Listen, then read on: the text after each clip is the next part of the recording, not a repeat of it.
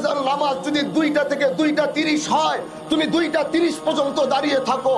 তুমি তো সেই মজমায় দাঁড়িয়েছো যেখান থেকে তোমার বাবার বিদায় হয়েছে, যেখান থেকে তোমার মার বিদায় হয়েছে, যেখান থেকে তোমার বিদায় হবে, যেখান থেকে আমার বিদায় হবে। একটু দাঁড়াও, পৃথিবীর এই বাস্তবতাটাকে চিন্তা করো যে পৃথিবী আমার না, এই আকাশ আমার না, এই জমিন আমার না, এই পৃথিবীর মাটি আমার না। আমার এখান থেকে যেতে হবে। এখানে দাঁড়ালেই তুমি মৃত্যুর কথা স্মরণ করতে পারবা।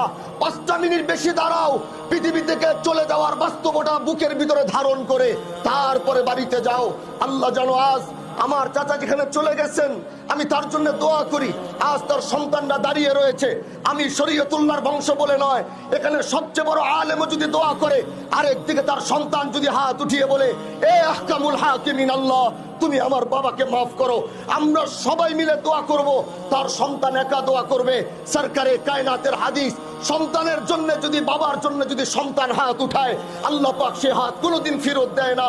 স্বামীর জন্য যদি স্ত্রী হাত উঠায়, আল্লাহ পাক সে হাত কোনোদিন ফেরত দেয় না।